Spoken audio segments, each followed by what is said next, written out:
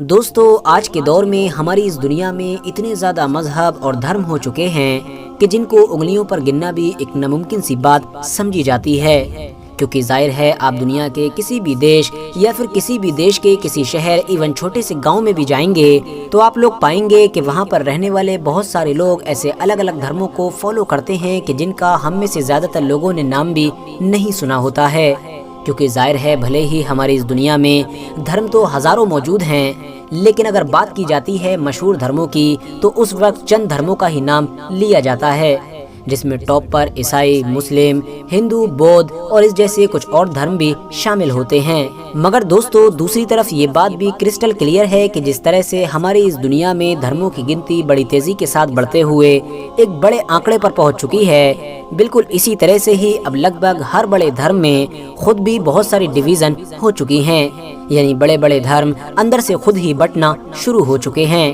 مثال کے طور پر اگر بات کریں دنیا کے دوسرے سب سے بڑے مذہب یعنی اسلام کی، تو ہم سبھی جانتے ہیں کہ اسلام دھرم آفیشیلی دو گروپ میں ڈیوائیڈ ہے، جن میں سے ایک کو سنی اور ایک کو شیعہ کے نام سے جانا جاتا ہے۔ پھر اس کے بعد ان دونوں بٹے ہوئے گروپ کے اندر بھی بہت ساری ڈویژن ہو چکی ہے، مگر دوستو آپ میں سے بہت کم ہی لوگ جانتے ہوں گے، بلکہ بہت سارے لوگ تو یہ جان کر حیران بھی ہوں گے کہ جس طرح سے آج کے دور میں مسلمان بہت سارے گروپ میں ڈیوائیڈ ہو چکے ہیں، بالکل اسی طرح سے ہی ہماری دنیا کے آبادی کے حساب سے سب سے بڑے مذہب یعنی عیسائی دھرم کو فالو کرنے والے لوگ بھی بہت سارے حصوں میں ڈیوائیڈ ہیں، بلکہ آسان لفظوں میں یہ کہہ سکتے ہیں کہ عیسائی دھرم بھی کئی فرقوں میں بٹا ہوا ہے۔ تو چلیے آج کی اس ویڈیو میں ہم عیسائی دھرم کے انہی گروپس کو جاننے کی کوشش کرتے ہیں کہ آخر یہ کون کون سے گروپ ہیں، آپس میں کس طرح سے الگ ہیں، اور آخر اتہاسک طور پر یہ ایک دوسرے کے سب سے بڑے دشمن کیوں مانے جاتے ہیں۔ تو چلیے اپنی ویڈیو کو شروع کرتے ہیں۔ دوستو عیسائی دھرم کے بہت سارے گروپس میں سے جو سب سے بڑا گروپ ہے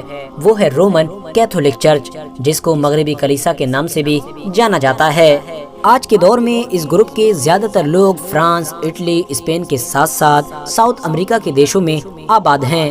اس گروپ کی بنیاد سینٹ پیٹر نے رکھی تھی، جن کو حضرت عیسیٰ علیہ السلام کے 12 حواریوں میں سے ایک حواری بھی مانا جاتا ہے۔ آپ کو بتاتے چلیں کہ ان کو عیسائی دھرم کے پہلے پوپ کے طور پر بھی یاد کیا جاتا ہے۔ حضرت عیسیٰ علیہ السلام کے بعد عیسائیوں کے مطابق انہوں نے لگاتار 25 سال تک کیتھولک مذہب کا پرچار کیا تھا، مگر پھر شہنشاہ نیرو کے دور میں بد امنی پھیلانے کے جرم میں ان کو سولی پر چڑھا دیا گیا تھا۔ آپ کو بتاتے چلیں کہ کیتھولک گروپ کو ہماری دنیا میں حد سے زیادہ بوسٹ اس وقت ملا کہ جب 4 صدی عیسوی میں رومن سلطنت کے بادشاہ یعنی کانسٹنٹائن دی گریٹ نے نہ صرف اس دھرم کو قبول کر لیا بلکہ ساتھ ہی ساتھ اس کو اپنی سلطنت کے سرکاری مذہب کے طور پر بھی ڈکلیئر کر دیا۔ بس پھر کیا تھا کہ کیتھولک عیسائی مذہب بڑی تیزی کے ساتھ ہماری اس دنیا میں پھیلنا شروع ہو گیا۔ دوستو کیتھولک عیسائی مذہب میں ایک خاص پوزیشن ہوتی ہے کہ جس پر بیٹھنے والے انسان کو پوپ کہا جاتا ہے۔ اس پوزیشن کو اس گروپ میں سب سے طاقتور پوزیشن کے طور پر جانا جاتا ہے۔ کیتھولک عیسائی مذہب کے پوپ کے پاس حد سے زیادہ اختیارات ہوتے ہیں۔ بات کریں اگر ہیڈ کوارٹر کی تو پوپ کا ہیڈ کوارٹر ہماری دنیا کے مشہور دیش اٹلی میں موجود ہے۔ آپ کو بتاتے چلیں کہ ایک دور ایسا بھی ہوا کرتا تھا کہ جب یہ پوپ اتنے زیادہ طاقتور ہوا کرتے تھے کہ ہماری دنیا کی بڑی بڑی سلطنتوں کے بادشاہ بھی ان کی اجازت کے بغیر کوئی فیصلہ نہیں لے پاتے تھے، کیونکہ ظاہر ہے ہماری دنیا کی ایک بہت بڑی آبادی ان پوپ کے اشاروں پر ہی چلا کرتی تھی۔ پوپ کے فیصلوں کو غلطیوں سے پاک مانا جاتا ہے۔ آپ کی نالج کے لیے بتاتے چلیں کہ ہماری اس دنیا میں آج سے لگ بھگ 800 اور 900 سال پہلے بیت المقدس یعنی یروشلم شہر کو حاصل کرنے کے لیے مسلمانوں اور عیسائیوں کے بیچ بار بار جو جنگیں ہوئی تھیں، یعنی جن کو صلیبی جنگوں کے نام سے جانا جاتا ہے، اس میں بھی ان پوپ کا ایک اہم کردار مانا جاتا ہے،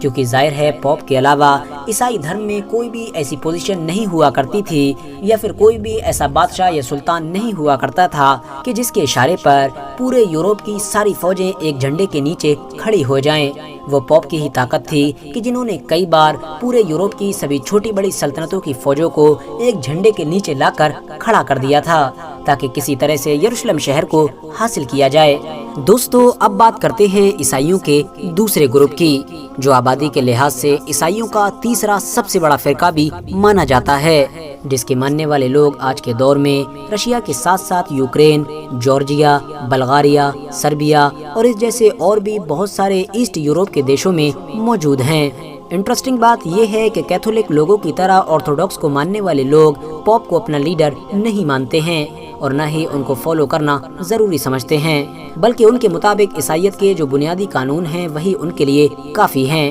وہ بائبل میں لکھی ہوئی چیزوں کا احترام کرتے ہیں اور اس کو ہی فالو کر کے اپنی زندگی گزارتے ہیں۔ RH نیٹ ورک کے نالجبل فرینڈز بیزنٹائن ایمپائر کے دور میں آرتھوڈاکس گروپ میں پیٹرک نام کا ایک عہدہ ہوا کرتا تھا اور اسی پوزیشن پر بیٹھنے والا انسان ان لوگوں کا سردار بھی مانا جاتا تھا۔ مگر پھر جب 15ویں صدی میں سلطنت عثمانیہ نے بیزنٹائن ایمپائر کی راجدھانی یعنی قسطنطنیہ پر اٹیک کر کے نہ صرف اس کو فتح کیا بلکہ بیزنٹائن ایمپائر کو بھی ہمیشہ کے لیے ختم کر دیا، تو آرتھوڈاکس نام کا یہ گروپ بھی پوری طرح سے کمزور پڑنا شروع ہو گیا اور دیکھتے ہی دیکھتے خود بھی کئی گروپ میں بٹ گیا تھا۔ حیرانی کی بات یہ ہے کہ اس دور میں آرتھوڈاکس اور کیتھولک لوگ اپنے آپ کو ایک دوسرے کا سب سے بڑا دشمن مانا کرتے تھے۔ ان دونوں گروپ کے بیچ یہ دشمنی کتنی زیادہ خطرناک تھی، اس بات کا اندازہ آپ لوگ اس بات سے بھی لگا سکتے ہیں کہ جب سلطنت عثمانیہ کے سلطان یعنی محمد فاتح نے قسطنطنیہ کو فتح کرنے کے ارادے سے اس پر اٹیک کیا تو جتنی بھی یورپ میں طاقتور کیتھولک ریاستیں تھیں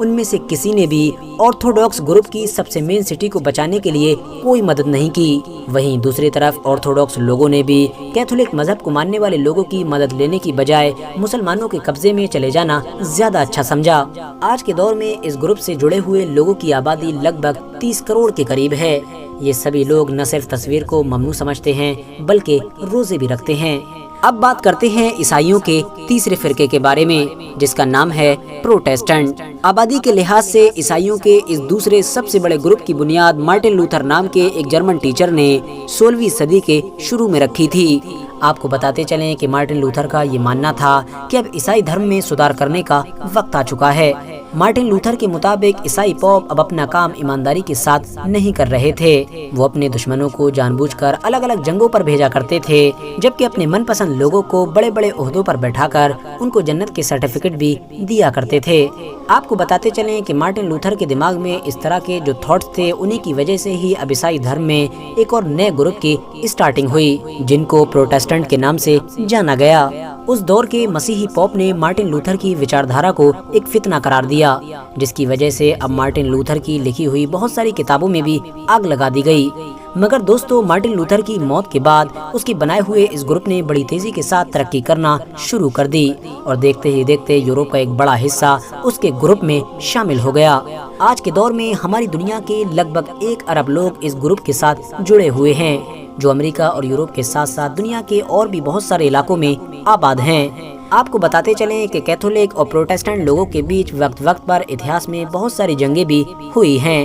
جن جنگوں میں ہزاروں اور لاکھوں کی تعداد میں لوگوں نے اپنی جانیں گنوائی تھیں۔ فی الحال دوستو یہ تھے عیسائی دھرم کے 3 سب سے پرانے اور سب سے بڑے فرقے۔ ان تینوں کے علاوہ بھی عیسائی دھرم میں بہت سارے گروپس موجود ہیں جن سب کے بارے میں ایک چھوٹی سی ویڈیو کے اندر ایکسپلین کرنا ممکن ہی نہیں ہے، تو اسی لیے آج کی اپنی ویڈیو کو ہم یہیں پر ختم کرتے ہیں۔ ویڈیو پسند آنے پر نہ صرف ویڈیو کو لائک کریں بلکہ اپنے فرینڈز کے ساتھ بھی ضرور شیئر کریں اور اسی طرح کی نالجبل اور ہسٹوریکل ویڈیوز ہمیشہ دیکھنے کے لیے ہمارے اس چینل کو سبسکرائب کر کے ساتھ ہی میں بیل آئیکن کو بھی پریس کر دیں۔